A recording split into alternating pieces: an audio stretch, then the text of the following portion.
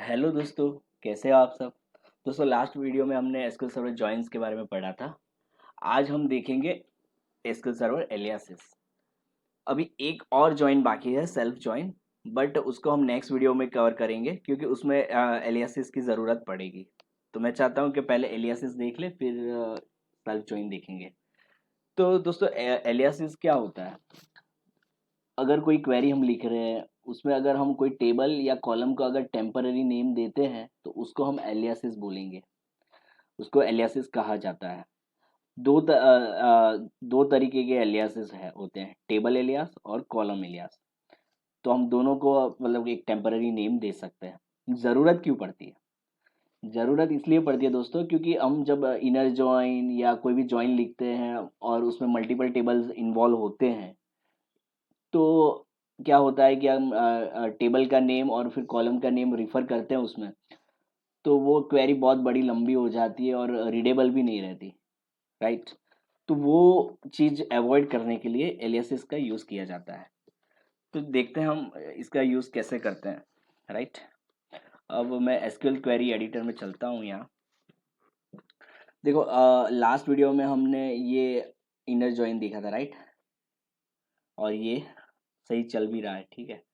अब इसमें देखो, एम्प्लॉय टेबल इन्वॉल्व है, डिपार्टमेंट है, और हम दोनों के कॉलम कंपेयर कर रहे हैं और दोनों टेबलों से कॉलम रिट्राइव कर रहे हैं।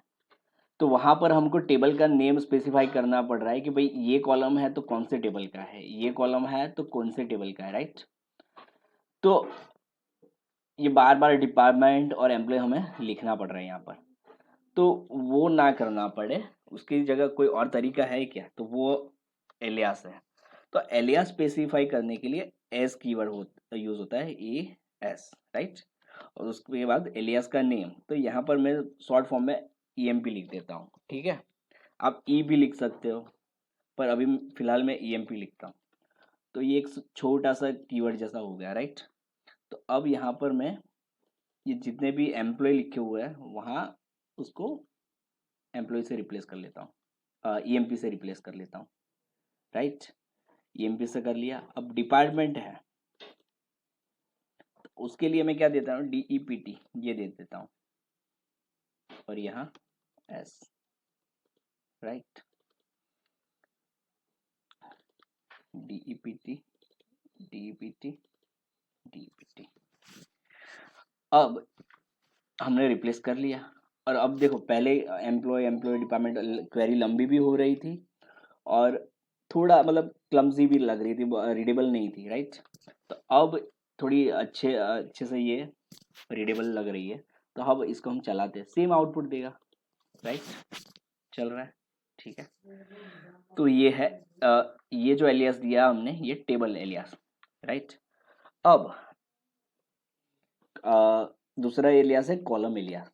तो वो क्या है, यहाँ पर जैसे ये जो कॉलम नेम्स हमने दिए हैं, राइट। तो ये जो कॉलम नेम्स है जो डेटाबेस टेबल में यूज़ करें वही है, पर हमको यहाँ अगर कुछ कस्टम नेम देना हो तो क्या होगा, तो वो कैसे दे सकते हैं। तो वो यहाँ पर हम ऐसे दे सकते हैं, कॉलम एलियास का यूज़ कर सके, एस फर्स्ट